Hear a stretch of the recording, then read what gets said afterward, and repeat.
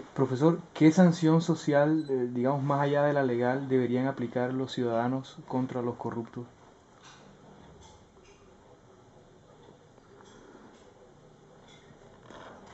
Pues yo no sé si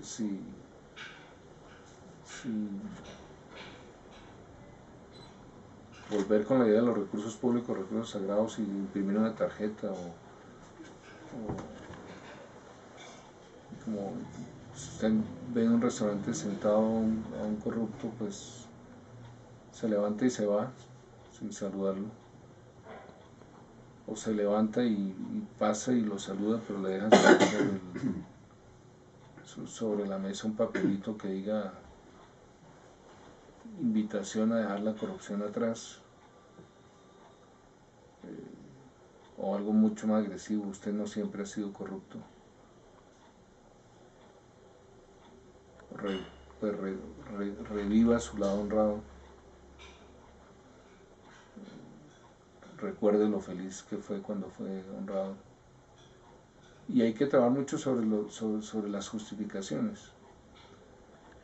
Yo hice un taller una vez con ingenieros y se dividieron los grupos y se asignaron los roles de modo que hubiera contratistas, ingenieros y ciudadanos, dirigentes, y las tres categorías tenían que como intercambiar pros y contras de la corrupción, argumentos por los cuales se justificaba o se justificaba la corrupción o se justificaba la probidad. El listado de argumentos pro corrupción era el doble de largo del listado de argumentos a favor de probidad, porque la gente le ha echado más cabeza a qué cuento se echa o echa para justificar el comportamiento indebido. Entonces, todo tipo de los demás lo hacen, de todas maneras esa plata alguien la roba. Poco de cuentos, entonces hay que desmontar esos cuentos, o sea, esos cuentos funcionan en la medida en que mucha gente los cree, pero si mucha gente se da cuenta, pues, es un poco lo de la llevo viva, o sea, la,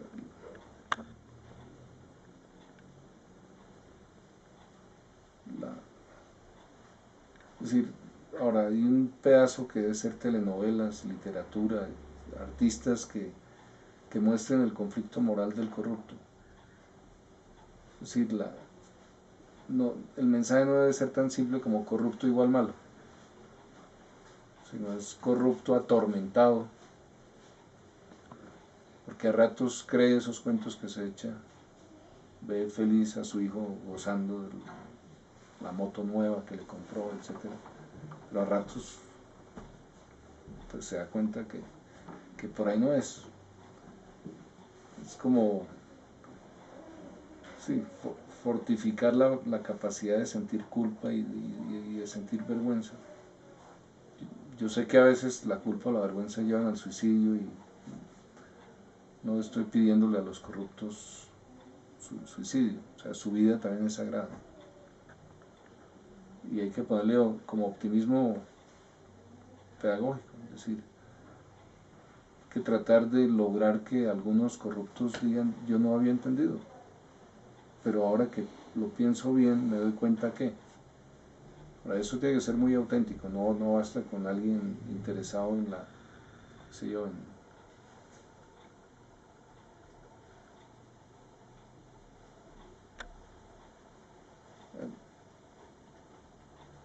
en los estudios de cultura ciudadana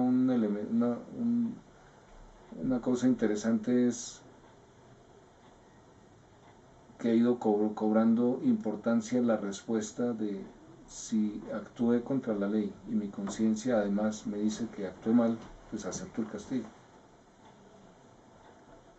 Es decir, porque si la sociedad ve un poco de gente diciendo yo no fui, me están persiguiendo, pues entonces no solo hay impunidad generalizada, a los corruptos no los persiguen, sino a veces persiguen al que no hizo nada. Entonces la conjunción de, bueno, hay que luchar contra la ley del silencio, eso es también claro. Y Bueno, ayer hubo en el foro ahí sobre corrupción, un elemento técnico pequeño es la Corte Constitucional había negado, había declarado no constitucional, pues, había declarado como no constitucionales algunos mecanismos, como si entre dos que hacen una acción corrupta uno denuncia al otro, entonces el que primero denunció sale eximido. Entonces se me olvidó preguntarle al ministro si no era pues indebido volver a meter en un proyecto de ley algo que ya se ha caído con la Corte, salvo que se haga una reforma constitucional. Pero bueno, digamos yo creo que la gente en Colombia no ha comprendido por qué los recursos públicos son,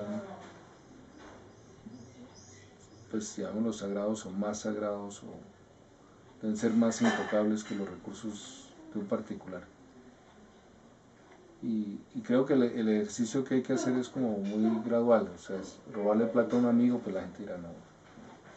Cuando le cuento que en esta misma casa vivió un muchacho adicto que robaba a la propia mamá, pues la gente se escandaliza. ¿Cómo va a robar?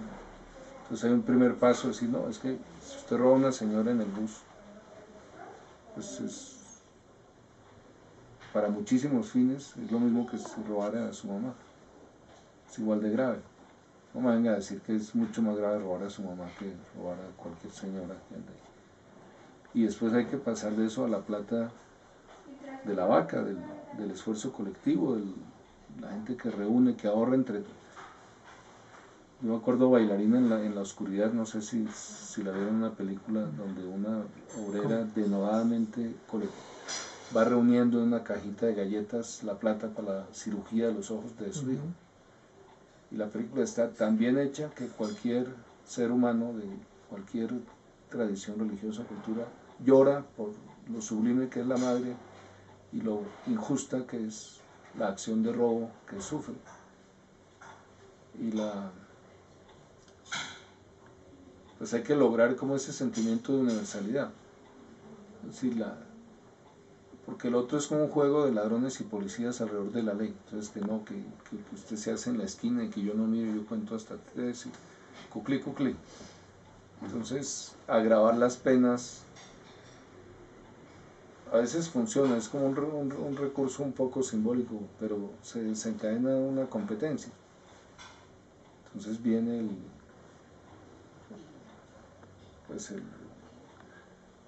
delito sexual, entonces la violación pues obvio que no es ninguna maravilla, no es una, entonces se le van subiendo, se llenan las cárceles, bueno, digamos, ese ciclo lo conocemos y en el sur del continente lo llaman populismo penal, que es aumentar las penas y creer que con el aumento de las penas pues se producen cambios fuertes en los comportamientos.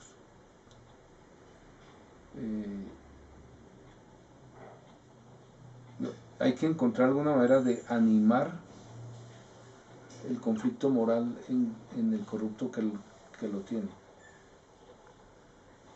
Yo recuerdo en Córdoba, bueno, tocaría averiguar si esa gente está dispuesta, había gente dispuesta a contar que hace 10 años compraba votos, hace 15 años compraba votos, porque ya entendió.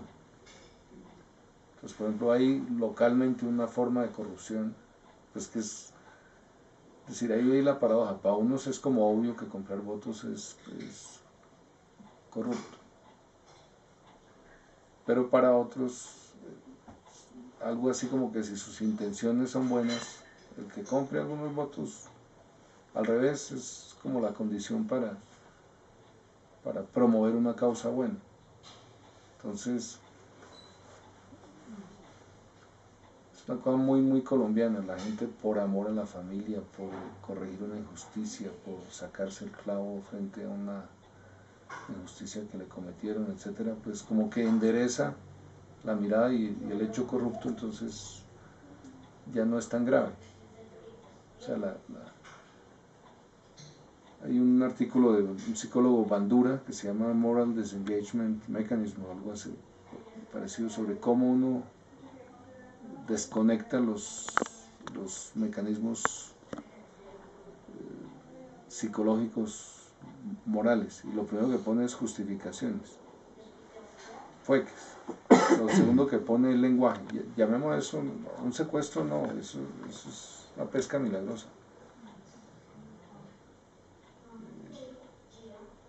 Entonces, la frase aquella de reducir la corrupción a sus justas proporciones, o en los años 70 expertos que decían, no, la corrupción es como el lubricante. O sea, hubo teóricos académicos que decían, cuando el Estado es muy burocrático, muy ineficiente, muy reglamentarista, le friega la vida tanto al sector privado que se vuelve la sociedad no competitiva.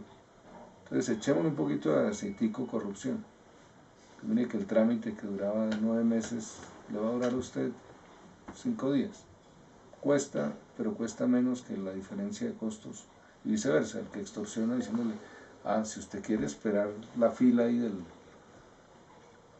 Entonces, bueno, eso ha cambiado mucho. La gente se ha dado cuenta que si usted tolera corrupción, la corrupción se crece. O sea, aceptar algo de corrupción para que el Estado sea eficiente es pegarse un tiro en los pies, como dice el amigo John Suárez.